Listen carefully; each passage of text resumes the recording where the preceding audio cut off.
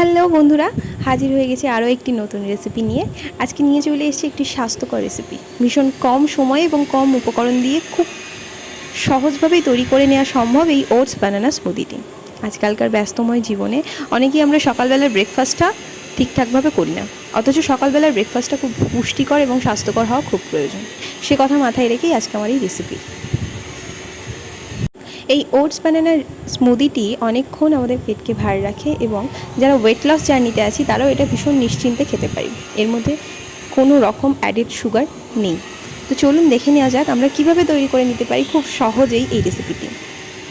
তো প্রথমেই আমরা একটি ব্লেন্ডিং জারের মধ্যে নিয়ে নেব দুটি পাকা কলা। কলাটা যতটা পাকা হবে টেস্টটা তত সুন্দর হবে। এরপরে এতে নিয়ে নেব 3 থেকে 4 টেবিল চামচ রোস্টেড ওটস, অর্থাৎ শুকনো খোলায় ভেজে নেওয়া ওটস। আপনারা ইনস্ট্যান্ট ওটসও ব্যবহার করতে পারেন কিংবা রোলড ওটসও ব্যবহার করতে পারেন। ওটসে আছে কমপ্লেক্স কার্বোহাইড্রেট, যেটি আমাদের ওয়েট লসে ভীষণ উপকার করে। এরপর আমি এতে কিছুটা দই নিয়ে নিয়েছি, আপনারা চাইলে দুধও অ্যাড করতে পারেন, এটা আপনাদের প্রেফারেন্স অনুযায়ী নেবেন। এর কনসিস্টেন্সি অনুযায়ী দুধ বা দইটা অ্যাড করবেন। ব্যাস, এরপরে পুরোটাকে মিক্সচারে পেস্ট করে নিন, একটা স্মুথ টেক্সচারের স্মুদি বানিয়ে নিন এবং আপনার পছন্দের গ্লাস কিংবা কাপে সার্ভ করে দিন।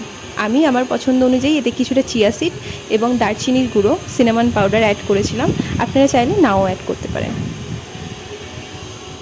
আমি এখানে কোনো সুইটনার অ্যাড করিনি, তবে আপনারা চাইলে কিছুটা মধুও অ্যাড করতে পারেন, তাতে মিষ্টিটা আরেকটু বাড়বে। কেমন লাগলো রেসিপিটি অবশ্যই জানাবেন, বাড়িতে ট্রাই করলে নিজে কমেন্টে জানাতে ভুলবেন না যে কেমন হয়েছে। ভিডিওটি ভালো লাগলে একটি লাইক করে চ্যানেলটি সাবস্ক্রাইব করতে ভুলবেন না। দেখা হচ্ছে পরের ভিডিওতে, ততক্ষণ সবাই ভালো থাকবেন।